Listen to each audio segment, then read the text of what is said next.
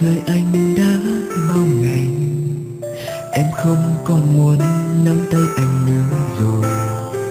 Yêu thương giờ đang trôi xa tầm tay với em, mang con tim về chốn xa xôi.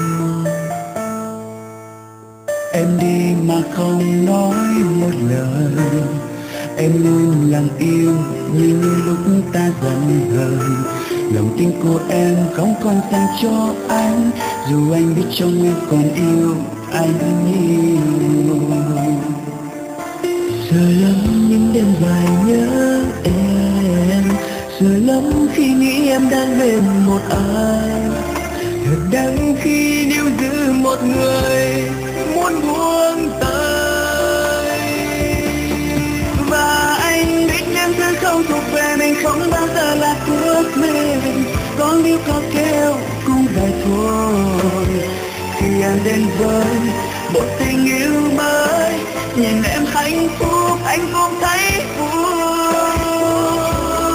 Và anh biết khi không còn em anh sẽ không còn là chính mình, bởi anh yêu em nhất trên đời.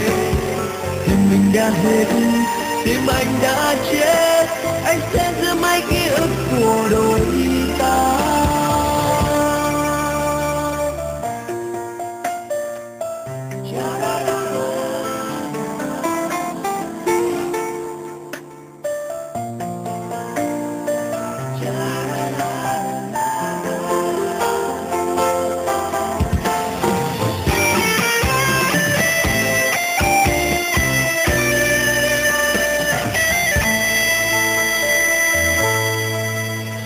Em đi mà không nói một lời, em luôn lặng im như những lúc ta giận hờn. Lòng tin của em không còn dành cho anh, dù anh biết trong em còn yêu anh nhiều. Sợ lắm đêm dài nhớ em, sợ lắm khi nghĩ em đang bên một ai. Thật đắng khi yêu từ một người muốn buông tay. Và anh biết những thứ không thuộc về mình không bao giờ là của mình. Có nếu có kêu cũng vậy thôi. Khi em đến với một tình yêu mới, nhìn em hạnh phúc anh cũng thấy vui. Và anh biết khi không còn em anh sẽ không còn là chính mình, bởi anh yêu em nhất trên đời.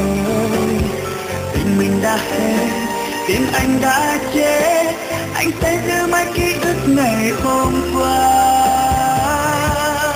Và anh biết những thứ không thuộc về mình không bao giờ là của mình. Có nếu có kêu cũng vậy thôi. Khi em đến với một tình yêu mới, nhìn em hạnh phúc anh cũng thấy vui. Và anh biết khi không còn em anh sẽ không còn là chính mình, bởi anh yêu em nhất trên đời. Tim anh đã hết, tim anh đã chết, anh sẽ giữ mất ký ức ngày hôm qua.